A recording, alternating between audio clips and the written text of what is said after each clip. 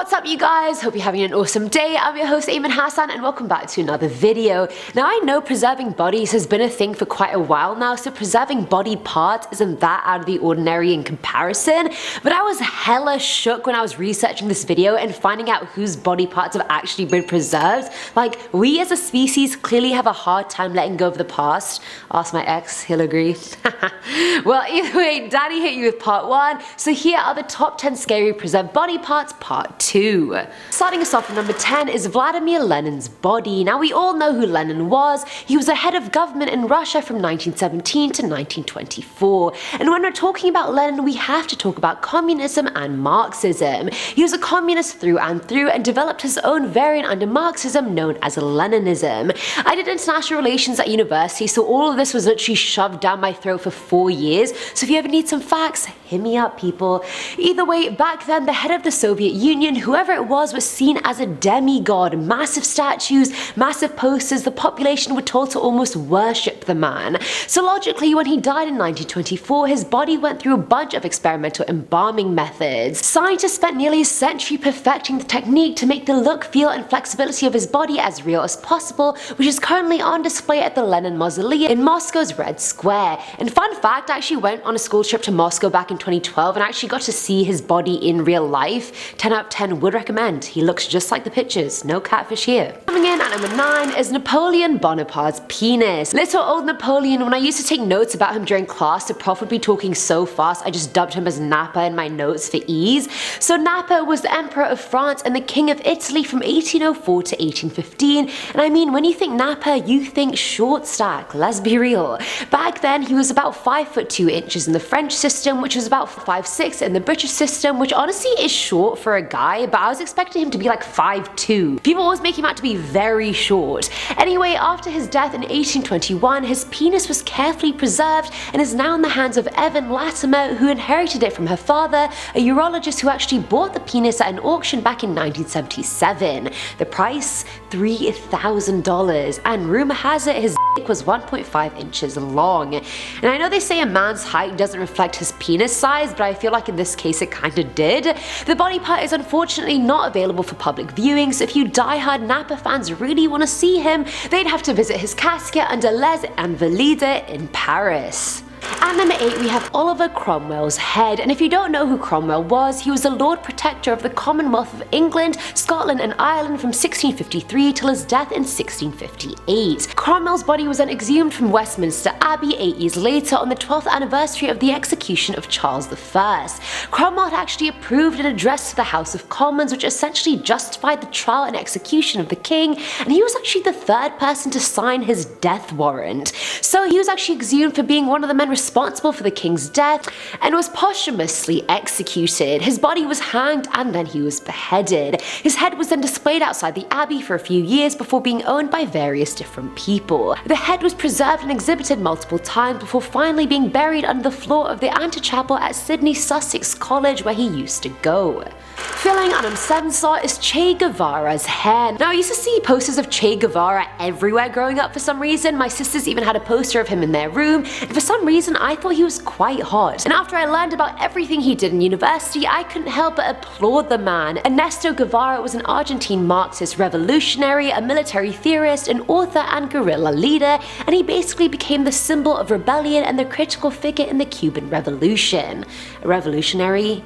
That's hot. So Che was killed in 1967 by the Bolivian army, and after his assassination, a CIA operative managed to get close enough to his body to snip some of his hair off. This 3-inch long piece of hair was sold at an auction along with some photos of him and a copy of his fingerprints. Everything was bought by Bill Butler, a 1960s memorabilia collector who's currently displayed the items at his bookstore in Houston.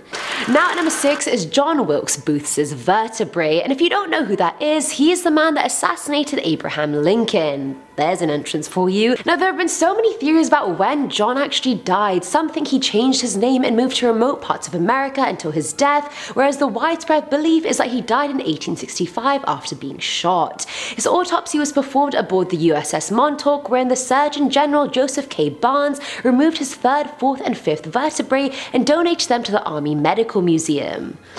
His fourth vertebrae looks kinda odd since it's actually broken and was glued back together with the fifth one wrong. The parts were then donated to the National Museum of Health and Medicine, where you can go see them if you'd like. Coming in at number 5 is Saint Bernadette Soubirous' body. At the young age of 14 years old, Bernadette claimed to have seen visions of the Virgin Mary in France on 18 separate occasions. Apparently, she saw a young lady asking for a chapel to be built at a nearby cave grotto that had a spring with remarkable healing powers. She identified herself to be the Immaculate Conception, and despite initial hesitations on whether or not to believe her, the public did. After she died from tuberculosis in 1879, the Catholic Church named her a saint and exhumed her body, covered her face in a layer of wax, and displayed her at the chapel of Saint Gildard. At number 4 is Benito Mussolini's brain. There are a lot of questionable leaders on this list whose body parts have been preserved, to be honest. Mussolini, if you're unaware, was the fascist prime minister turned dictator of Italy from 1922 to 1943. Now, if you don't know the extent of the atrocities this man committed, all you need to know is that he inspired Hitler. You have to be pretty screwed up to inspire one of the most evil men to ever live. He was executed in 1945 by a firing squad of Italian communists. Gotta love the commies, you guys. After an autopsy was carried out, the US government actually asked for a piece of his brain for undisclosed studies, when really people believed they just wanted the piece as a trophy for their victory over Nazi forces. The Americans believed Mussolini had syphilis and that's why he was insane, but they found no trace of it in his body. So 21 years later, they returned the brain sample to Rachele Mussolini. In 2007, these pieces were sold on eBay for more than $22,000. People love their evil dictators, what can I say? Filling at number 3 slot are Einstein's eyes. From part 1 of the video, we've already been over the fact that Einstein's brain was preserved, but his eyes were actually preserved as well. After his death in 1955 at Princeton Hospital, pathologist Thomas Harvey actually performed an illegal autopsy on him. Despite Einstein literally specifying that he wanted his remains cremated and his ashes scattered, Harvey went and preserved his brain into 170 to 200 different parts and removed his eyeballs. The eyes were then gifted to Einstein's eye doctor Henry Abrams, and I mean, studying his brain for scientific purposes is fine, which they didn't even do, but his eyes? What could his eyes tell us? Rumor has it they're now locked up in a safety deposit box in New York. That's a bit of a waste, don't you think? Now at number 2 is Thomas Edison's last breath. Now this literally had me in stitches, you guys. I honestly thought I was being punked. And I know it's not a body part, but I just had to include it because hello, someone's last breath.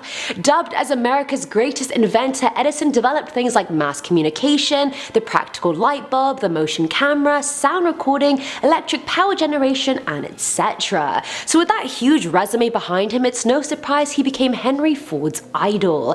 Henry started working for Edison Co., and the two became quite close. When Edison became confined to a wheelchair, Ford even bought an extra one just so the two could race each other. Honestly, name a better duo. I'll wait. Didn't think you could. So since this bromance was brewing, it's no surprise Ford wanted something to remember Edison by as his time was approaching. Apparently he asked Edison's son Charles to sit by Edison's bedside and hold a test tube next to his father's mouth to capture that final breath. He didn't do that, obviously. Instead he put 8 test tubes next to his bed and told the doctor to seal them with paraffin after his death, and ended up giving one to Ford. The tube was part of the Ford estate, then got lost somehow, and then was rediscovered and is currently on display at the Henry Ford Museum. I'd like to see that. Can you imagine like the disrespect if someone just opened the tube and like his last breath was just lost? And finally, at number 1 is Beethoven's skull. World famous composer and pianist Ludwig van Beethoven needs no introduction, and this time you guys I'm actually not gonna say anything more. I know I usually do, but this time I ain't. When he died in 1827, doctors removed all his ear bones during his autopsy in an effort to figure out why he was partially deaf in both ears. Sadly, some snake-ass medical orderly stole his ear bones and sold them to a foreign doctor for probably a of money, and then was set for life. Those ear bones were never seen again, but thankfully fragments of his skull resurfaced in California in 2005. Apparently they'd been passed down in his family for generations, and the pieces currently reside at the Ira F. Brilliant Center for Beethoven Studies at Cali San Jose State University.